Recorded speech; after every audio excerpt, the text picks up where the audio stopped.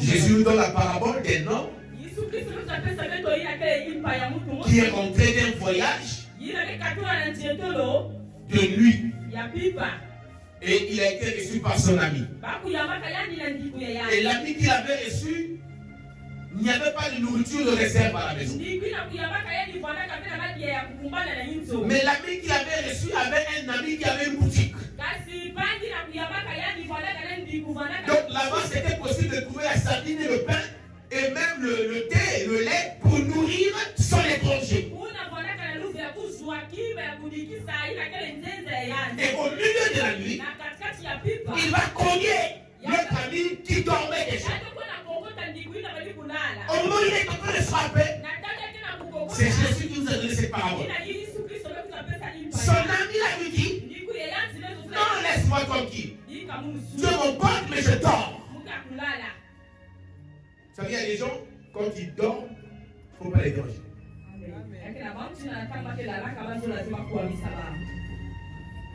Vous êtes d'accord avec moi?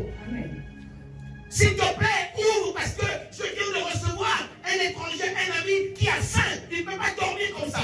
Toi, tu as du pain là-bas, tu as la sardine, tu as tout. Je veux que tu me donnes. Donne-moi, je vais payer. Ou j'ai mon argent pour payer. Il dit non, moi je dors avec mes enfants. C'est ce que le Seigneur nous dit dans la parole. Mais c'est une personne qui sait que la solution c'est là, il a trouvé la bonne porte.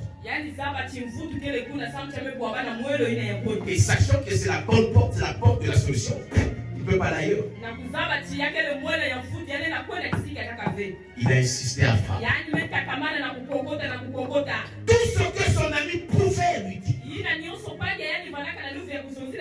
ce n'était pas son problème. Son problème, il fallait que l'ami se lève, qu'il se dérange, qu'il lui apporte ce que lui voulait pour aller nourrir son ami. Et ce sont des principes que nous, les enfants de Dieu, que nous ne voulons plus respecter. Nous ne voulons plus chercher. Nous ne voulons plus frapper avec insistance. Et nous sommes restés au niveau de Père, donne-moi, Père, aide, Père, Père.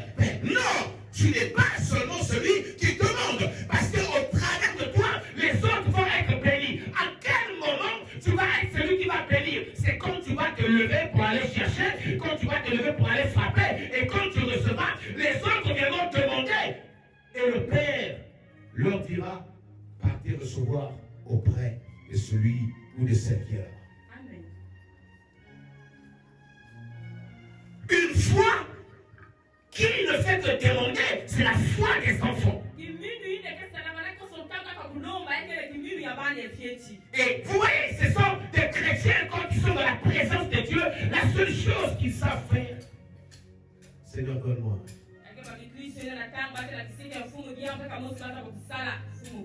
Seigneur, donne-moi. Seigneur, donne-moi le mariage. Seigneur, donne-moi l'argent. Seigneur, donne-moi les enfants. Seigneur, donne-moi. C'est la seule chose qu'ils savent faire. Il y a une dimension de la foi. Certaines personnes, quand elles arrivent dans la présence de Dieu, elles oublient de demander. Elles cherchent Dieu dans leur cœur, dans l'adoration. Ils cherchent Dieu dans les supplications. Ils cherchent Dieu pour que Dieu leur donne. Et tout simplement afin que Dieu leur ouvre les portes. Certainement qui sont encore dans les parvis. Ils viennent accéder au lieu saint. Mais ils ne veulent pas seulement s'arrêter au lieu saint. Parce qu'on nous dit que le foie du temple s'était déchiré. Donc il veut aller dans la présence glorieuse de Dieu. Dans le lieu très saint. Dans l'intimité profonde avec le Seigneur. Il veut lui dire, Seigneur, me voici. Seigneur, me voici. Fais de moi celle que tu avais prévu que je sois. Celui que tu avais arrêté que je sois. Non, je ne suis pas venu pour te demander quelque chose. Je suis venu pour te contempler. Je suis venu pour te dire que tu es magnifique. Je suis venu pour te dire toute ma reconnaissance. Je suis venu pour te glorifier encore. Je ne suis pas venu pour te demander. Non, non, non. Je veux tout simplement que toi et moi, nous soyons un. Dans une intimité réelle et profonde.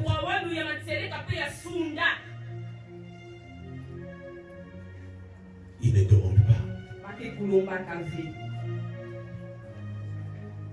La preuve même dans nos familles. J'espère que nous allons ok. Osengi bapesi. Osengi bapesi. Osengi bapesi. Mais il va arriver un moment. Dès que tu vas demander, la phrase va sortir. On se chercher comme les autres. Alléluia. La nature ne vous enseigne, ne nous enseigne tellement. Il va arriver un moment là où ton père et ta mère ne vont pas accepter seulement à être là de donner. Ce n'est pas qu'ils ne peuvent pas te donner. Ou bien qu'ils ne peuvent plus te donner. Notre Père a continué à nous donner même jusqu'à sa retraite. Je dis bien qu'il était retraité. Et moi, je travaillais. Mais à un certain moment, il pouvait faire un pli. Il dit, papa, vous envoyez 15 000 à tel, 10 000 à tel, 20 000 à tel. Il le faisait. Et après, jusqu'aujourd'hui, sa pension, il est parti. Nous sommes en train de prendre au moins les 1000 francs également. Ça veut dire que jusqu'à preuve du contraire, il continue à nous donner. Mais il ne nourrit pas tous les jours. Il ne peut plus nous nourrir. Dieu le fait. Il prend soin de nous. La Bible dit déchargez-vous sur lui de tous vos soucis. Car il prend soin de vous. C'est pas qu'il prendra. Il prend soin de nous. Il nous donne la santé. Il nous donne l'argent. Il nous donne ce qu'il faut. Mais il ne veut pas que nous restions des simples bébés qui vont rester perdants. Il veut compter sur nous. Il veut compter sur nous pour que nous soyons également des pourvoyeurs. Il a dit à notre père Abraham, je ferai de toi une source de bénédiction. Mais toi et moi qui avons la révélation, nous savons que la véritable source de bénédiction, c'est Dieu lui-même. Mais Dieu, c'est un Dieu de transfert. Dieu ne veut pas seulement garder toute cette responsabilité lui-même. Dieu se plaît toujours à partager cette responsabilité avec l'homme sur la terre. Vous savez, il finit de créer tout ce qu'il a créé sur la terre. Il dit à l'homme, Adam dit prendre soin. Pensez-vous que Dieu était-il incapable de prendre soin de ce que lui-même il avait créé? Non. Il voulait responsabiliser l'homme qu'il avait créé à son image et à sa ressemblance. Il finit de créer les animaux. Il finit de créer tous les animaux. Il amène tous les animaux devant Adam. Et il dit à Adam, donne-leur les noms que toi tu voudras.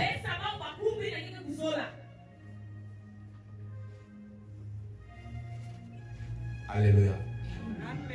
Et Adam regarde comme ça, il dit, toi, je vais t'appeler lion. Bon, toi, mouton. Bon, toi, crocodile. Bon, toi, caïman. Toi, pentade. Toi, poule. Bon, toi, coq. Bon, toi, dindon. Bon, toi. Alléluia. Alléluia. Et Dieu, il était là, il est en train de contempler.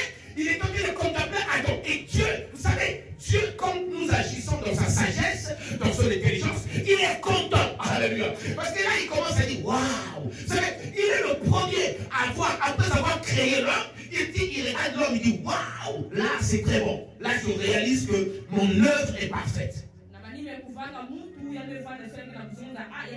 Tous les jours, quand il est en train de créer, il dit c'est bon, c'est bon. Il s'auto-évaluait en disant que c'était bon. Après avoir créé l'homme, il dit c'est parfait, c'est très bon. Et quand Dieu te voit agir dans la dimension de la perfection qu'il veut te voir agir, nous voir agir, voilà pourquoi il peut dire à Satan, souviens-toi. Maintenant, je reviens de la terre, de mes baladés. Alors, tu as fait une balade, tu as bien fait ta balade. Oui, je suis baladé sur toute la terre. Ok, tu as vu mon serviteur. Tu as vu mon serviteur Job. Ce qui me tourmente. Je dis, il n'y a pas comme lui sur la terre.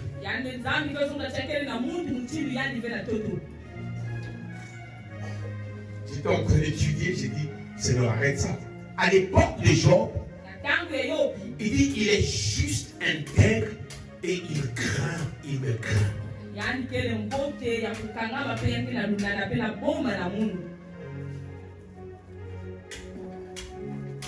Et le diable va dire, non, reste tranquille. C'est parce que tu l'as béni. Mais vous avez constaté que Dieu ne présente pas Job comme l'homme le plus riche de l'Orient. Dieu le présente comme l'homme le plus intègre de la terre.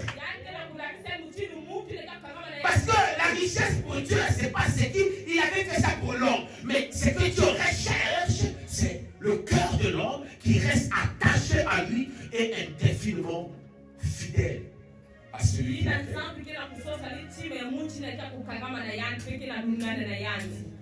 Quand le Fils de l'homme reviendra, trouvera-t-il la foi sur la terre?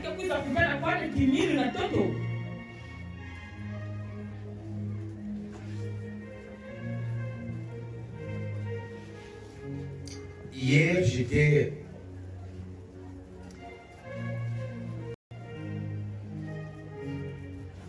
c'est aussi difficile d'aimer.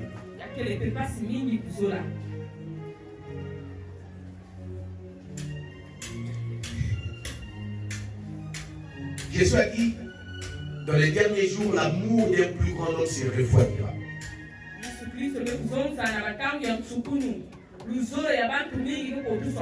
Et les Saintes Écritures nous disent également que dans les derniers jours, Alpha, beaucoup vont abandonner la foi.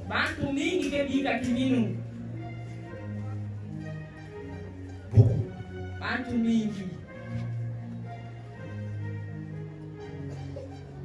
Parce que le diable va oppresser, il va se lever, il va arriver des choses terribles à tel point que les gens vont se dire, mais qu'est-ce qui se passe? Non, je ne peux plus. Si je continue seulement là, j'ai comme l'impression que je vais mourir. Or, au fond, ils le laisseront là où, normalement, la vie leur est réservée pour l'éternité.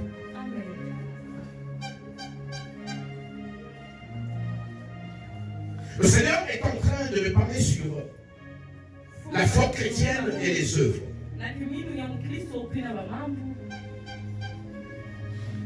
Nous étions en train de dire que la Bible nous dit que sans la foi, l'une ne peut être agréable à Dieu.